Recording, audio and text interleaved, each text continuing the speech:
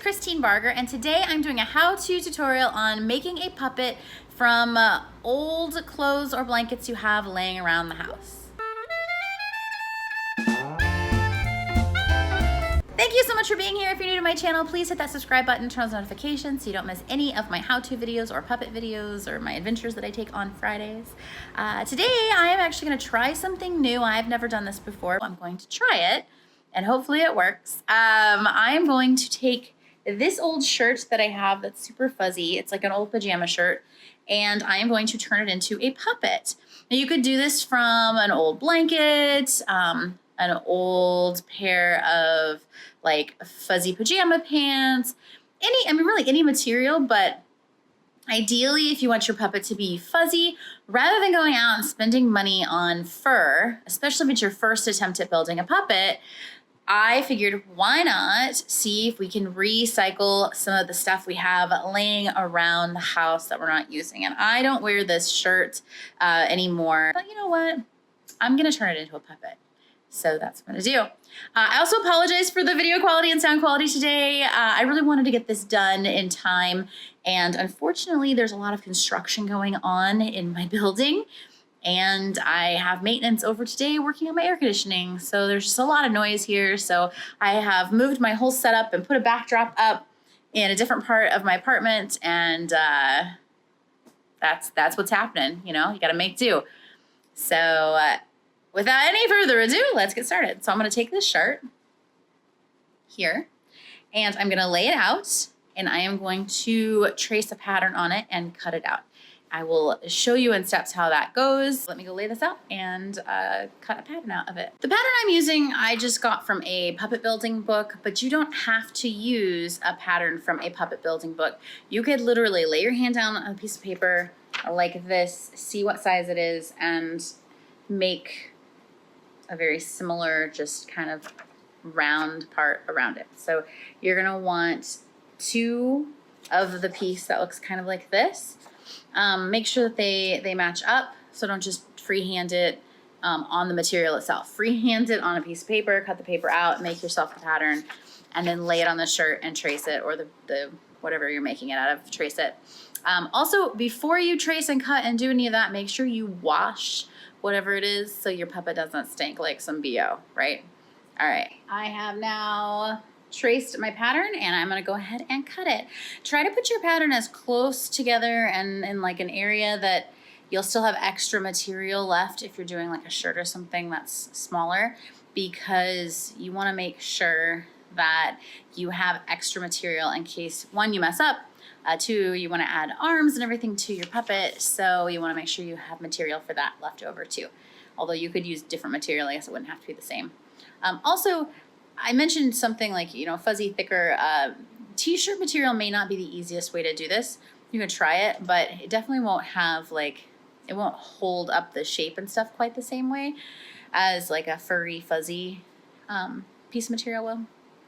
So just throwing that out there. I have my two pieces here, and now I'm gonna line them up and figure out where I want the mouth to be, and then I'm gonna cut straight into where I want the mouth to be. So probably right about here, and I'll just cut both pieces together so that way I know exactly that they're cut the same. So another thing you could do is put your hand up and see like where does your hand fit, and that's where you're gonna put your mouth, because you're gonna wanna use them. So, all right, go ahead and cut your mouth. There is the mouth. Yay! So I have sewn around the edges here, there, and there. Make sure you leave this part open so you can get your hand in, and don't sew the mouth closed, because you want to make sure you can put the mouth in and have it talk. All right, so now I'm going to cut a piece for the mouth. Basically, it's just a little pattern that your hand can fit in, so like this. So you want to make sure it goes out of the edge, because it's going to go out just a little bit and then kind of comes to a point in the center, but like a round point. So you want it to look like that. Okay, so you can just take your hands, like your 4 fingers, up to your knuckle and draw a pattern around that if you want to do it that way, and just make sure it comes to a little bit more of a point in the front and comes out and extends on the sides just a little bit. That's basically what you want. For the mouth material, generally you would use like a piece of felt. But since we're using things that are like old clothes or whatever, I am going to use this old t-shirt that I tried to do an iron on, and it did not. It got washed and dried and melted off. So I was going to throw this shirt out. It's black. It's a great color for the inside of a mouth. So I'm going to cut my mouth out of this material. Now this is t-shirt. It is stretchy, so it's going to be a little bit harder to work with than say something like this or like a pair of old jeans or something like that. But a darker color is always better to have inside the mouth if you can. So then you line up your mouth material that you cut out with the actual mouth opening of the puppet, and I'm going to hand sew it in. What I ended up doing, because I couldn't get this to lay out and cut properly because it was so thin and stretched out, it's a really old shirt, I actually laid it over the felt that I had, and I made it into like 2 pieces sewn together.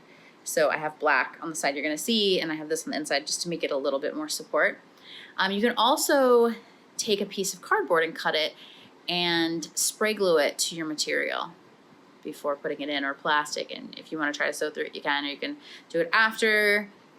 It's however you want to do it. But I think this will make it thick enough. If you use something like jean or something really thick, you won't really need too much support. You can have it if you want it. You don't have to. Again, it's up to you. But you want to hand sew it in, and that's what I'm doing right now. And make sure that the side you want seen is away from you. That's going to be facing the other side, because that's the side that's, you're going to flip this inside out when you're done. And I'm going to hand sew it. So I have hand sewn this in. Like I said, this is the back side. This was where I put the felt just to make it a little bit more support. You could put cardboard, you could do plastic, you could do more material, whatever you find works for you. And then we are going to flip this. I flipped it inside out here. And there we go. So now we have the base for the puppet. Look at that. Hey, little guy. Super cute. Boop-a-doop-a-doo. Awesome. All right, so now I am going to make some arms, and we're going to add some eyes. We can add some hair. You can really do whatever you want. If you just have like a little t-shirt you want to put on it, you don't even have to build the arms. You could just build the hands and sew them straight onto the t-shirt, like however you want to do it. But super cute, huh? All right, so I guess I'll move on to the arms. Remember, you're building a puppet. You're not doing rocket science. So do what you want. Usually puppets don't have 5 fingers. They have 4. So they'll have like a thumb and 3 fingers. But again, it's your puppet. Do what you want. So go ahead and make sure that you give the arm length the right length for the body. So you don't want to make it too long or too short. You can do whatever you want. Do what you want. You can make little short arms that stick out and little hands on the end. You can give it wings. You could do whatever. I'm going to cut little arms and little hands. But literally, you could do whatever you want. It's your puppet. So for my arms, I just cut little rectangles, and I am going to roll this around like that and sew it just like that. And then I'll add little hands to it. I cut one hand, and I made 2 of them, and I sewed them together. And I'm going to flip this inside out. And then once I get the hand flipped, right side out. You know what I mean. Like I sewed it inside out. So now I'm going to flip it the right way. And once I get it flipped the right way, I can then sew that onto the little arm. One of the easy things to use to help with that is to use a pen. You can push it in the fingers.